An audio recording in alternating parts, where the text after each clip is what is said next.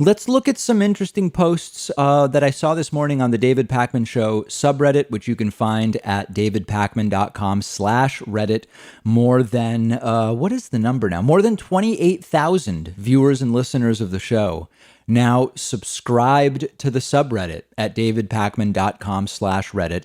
A lot of people writing to me after the first day of the Trump impeachment trial #2 about the so-called Chewbacca defense after seeing attorney Bruce Castor rant for 50 minutes, Trump's attorney Bruce Castor rant for 50 minutes about vinyl records that his parents liked, the political preferences of his parents, his friends in the Senate and what kind of relationships he has with them, a pre-revolutionary British law, and all sorts of things that have nothing to do whatever with the impeachment trial. I got a bunch of emails from people saying, was that the Chewbacca defense? And Scrappy Doo posted this to the subreddit saying, who believes that Bruce Castor was attempting to use the Chewbacca defense during yesterday's portion of former President Trump's impeachment trial, and pointing out that Bruce Castor's speech was just random facts and irrelevant things to the actual defense of Donald Trump. And indeed, the Chewbacca defense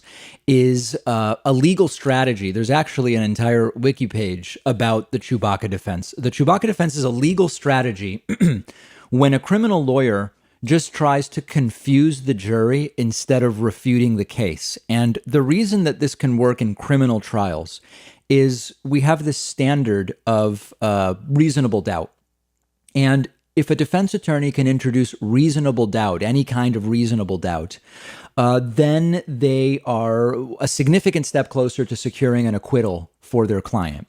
And so the idea of a Chewbacca defense would be a prosecution comes together and makes a case that's relevant and it's germane to the facts and the complaint that is being adjudicated. And a defense attorney can introduce irrelevant facts, stories, confusion.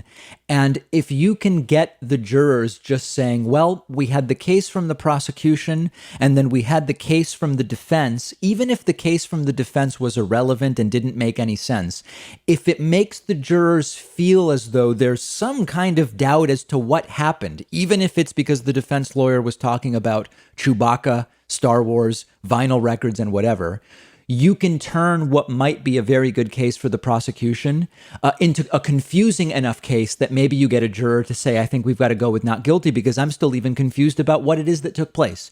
That's the idea of the Chewbacca defense. Now, it shouldn't really apply to a Senate impeachment trial where the standards are different. It is not a criminal proceeding. It is a political proceeding.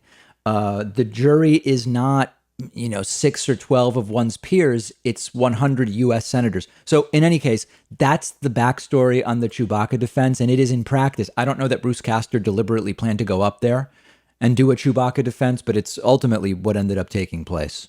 Another interesting post on the subreddit this morning about the second impeachment, where user HOHH231 said, the second impeachment will be like the movie Groundhog Day. Same type of honestly presented facts by Democrats as in the first impeachment, followed by the same lame falsehoods and distractions by Republicans as in the first impeachment, same disappointing results. Still needs to happen, though, and I hope I'm wrong about the results. Now, in the first impeachment, I was saying pretty early, Trump's not getting convicted. And we knew that because we knew that they weren't going to have the votes. You need 17 Republicans to say, I'm going to vote to convict. And we thought there might be somewhere between 1 and 4. And in the end, Mitt Romney voted to convict on one of the two counts. Much the same way, I know that people get mad at me when I say this, and they've been emailing me this week saying, David, why are you prejudging what's going on and saying there won't be a conviction? It's because we know that maybe there would be very optimistically, 5 or 6 Republicans that might vote to convict on the single count in question here in the current impeachment trial. But we just know Democrats don't have the numbers. We just know. I would love to be able to tell you that it's too early because every Republican is going in there planning to evaluate the case made by the impeachment managers and evaluate the case made by Donald Trump's attorneys and then going to decide by weighing the evidence. But that's not what they're going to do. We know that that's not what they're going to do. And remember that 44 members of the Senate already said they don't even believe the Senate has the jurisdiction to do this trial. Do you think they're really open to voting to convict Donald Trump? Of course not. So I know some people don't like it, but it's the reality. And Donald Trump will be acquitted. The question is, will he be acquitted with any Republican votes going against him? Or will he be acquitted with every Republican vote in his favor? Remains to be seen.